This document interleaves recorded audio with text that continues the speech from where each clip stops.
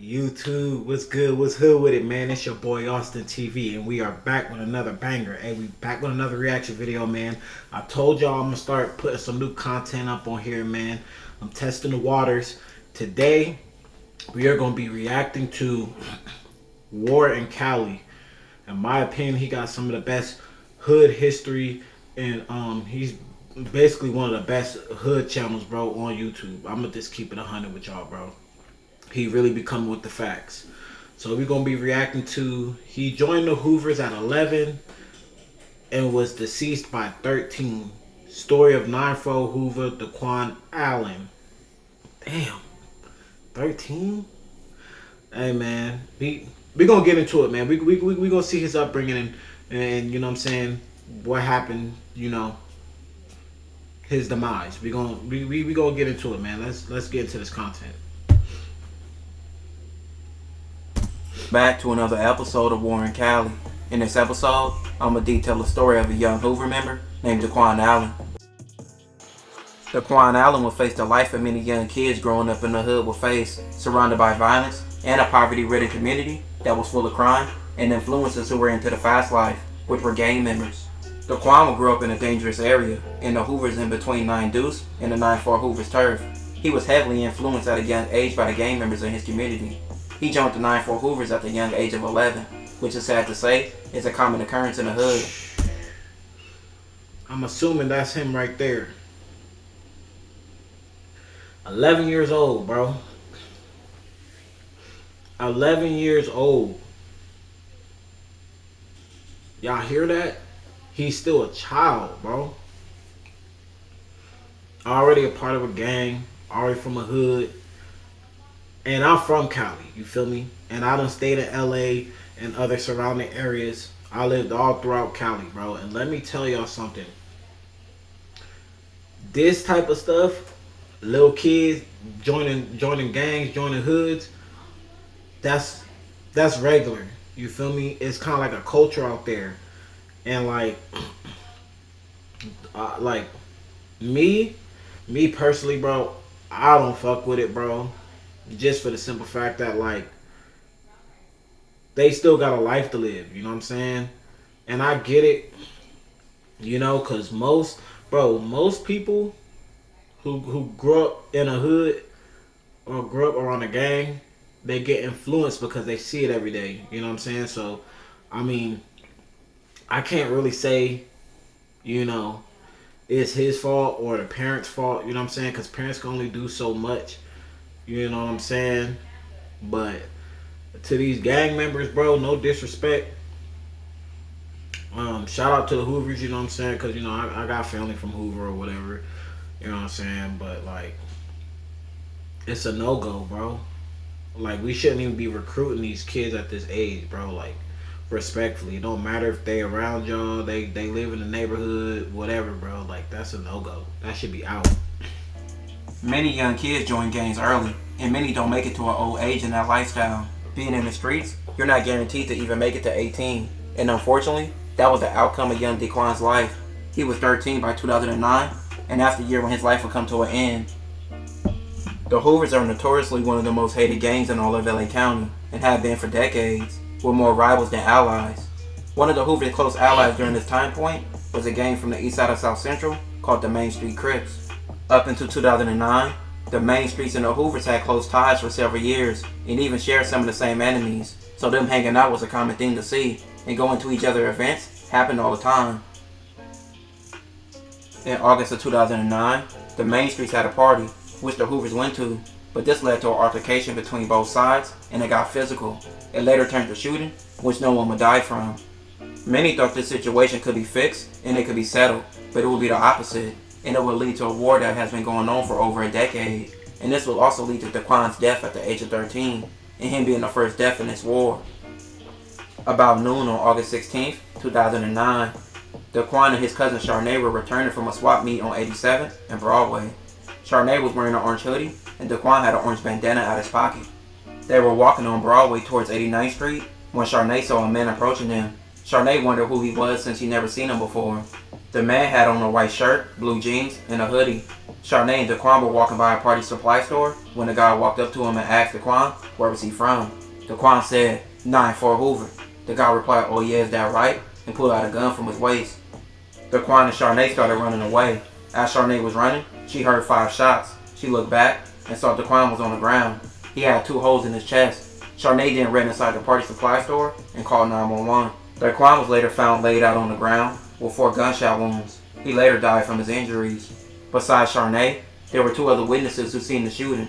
They would later testify. One of Damn, bro. 13 years old, bro. Gunned down probably by a grown-ass man. You feel me? And I want to send this message out, bro. I'm not no preacher. You feel me? I'm not Malcolm X. I'm not Martin Luther King. None of that, bro. I'm just a dude who is around the street activities, bro. Growing up. You know what I'm saying? Like, I got a lot of homies that's from different sets, different hoods. You know what I'm saying? So, I know about this life, man. Like, to all the little young kids, you feel me? Like, stay in school, bro. Be something in life, man. Change the world. Don't be influenced by everybody else, you feel me? Like, don't be a follower. Be a leader. Feel me? Lead your own life. This is a prime example. You feel me? These kids see all the older homies, you feel me, gang banging, drinking, smoking, making money, and they easily influenced by it because they see it every day and they want to be a part of that, man. Little do they know there's a program, there's a routine, there's other hoods that want to whack y'all out, bro. That want to take y'all out, man. And it's sad, bro, that I had to, be him. You know what I'm saying? Because you never know what he could have been in life, and we'll never know. But man, to all the people, you feel me, that is a part of this gang life, man, all I can tell y'all, man, move militant, keep your head on the swivel, man, and protect yourself at all times, bro. I'm not giving a message like, oh, go be a gangbanger, but I mean, sometimes the life choose you, man, unfortunately, based on, where you live demographically, or, you feel me, like, just be careful out here, man. Like, for real, people don't care. This go to show people don't care about your age, bro. That age shit do not matter in LA. I'm letting y'all know this now. Not even LA, California, period. The age don't matter. There's young kids that's getting whacked out, bro, just for being gang members and being enemies. And everybody want to sit up here and act like Cali is like the little movies they be watching, bro. Like palm trees, people shopping on Rodeo, Beverly Hills. No, bro. No, it's not. It's not, bro. It's really not. It's not that. It's not that. Don't be influenced by these movies and these shows and get y'all all hyped up like LA ain't like that, because it really is. People get hurt out there every day. Literally. So, y'all ever think about visiting Cali, man? Wear neutral colors, you feel me? Don't wear no sports hats at all, bro. Unless it's just a regular LA hat. Don't wear no baseball. Don't wear none of that. You feel me? Keep yourself safe, man. Don't try to pop out trying to be fresh, trying to wear all type shit, man, and get your ass in a situation where you can't get yourself out of. Because these gang members is not playing, fool. They not. They playing for keeps. And they trying to take your life, bro. One of the witnesses was named Alexis. He was driving on Broadway when he saw Daquan and the older guy standing on the corner of 88th Place and Broadway. They were facing each other at a distance of 3 feet. Alexis continued on his way, then he heard gunshots. Alexis said he made a series of turns and came back to 88th Place. He said he saw the guy running, and he looked like he was running for his life. A white car drove up fast and passed by Alexis. Before Alexis could reach Broadway, he looked in his rearview mirror. He saw the guy jump into the white car. Alexis drove on and saw Daquan on the ground crying. Another person named Angela was in front of her house on 88th Place when she heard about 5 or 6 shots. The shots were coming from the corner of Broadway and 88th Place. Angela went to the corner where she saw a guy walking towards her. She saw the guy had his right hand under his shirt and was holding a gun. The shooter crossed the street, and when a white car arrived, the shooter got inside the car and drove off, but not before Angela had seen the last 3 numbers of the license plate. The white car was later spotted that day around 11:15. Police were assigned to Daquan's murder case, and they went to the territory of the Main Street Crips looking for leads. That's when they found the white car. The car was later stopped by the police. The driver of the car was a man named Kenneth. He was a known member of the Main Street Crips.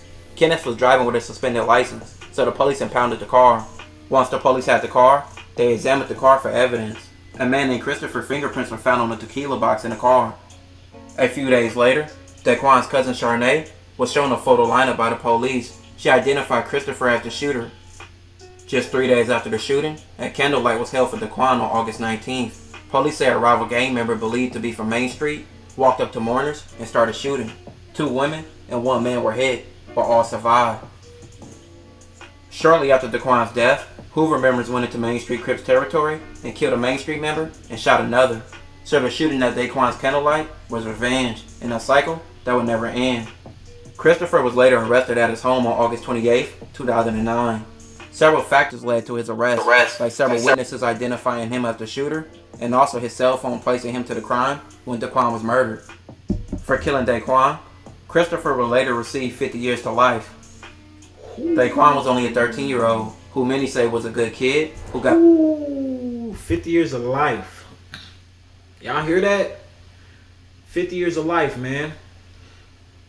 Y'all want to be out here gangbanging. Y'all want to be up here twisting fingers, banging on people. But when it's really time to slide, you feel me? There's only 2 conclusions to that, bro. You either finna go to jail or death, bro. Y'all think this gangbanging shit a game, bro. It ain't no game. People die every day. You feel me?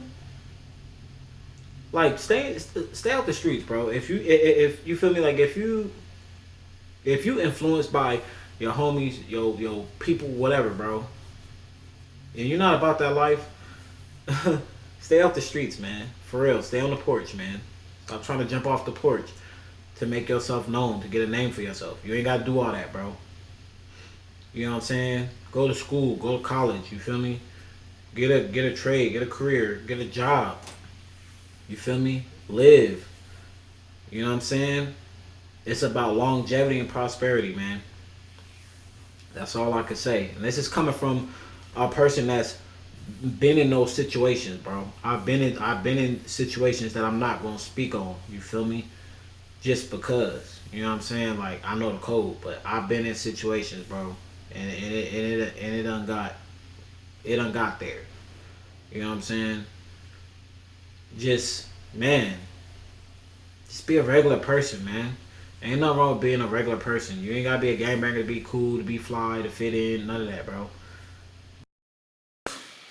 And y'all like, comment, and subscribe. Turn your post notifications on so you don't never miss none of this fire content, man. I want y'all to spam the comments, bro.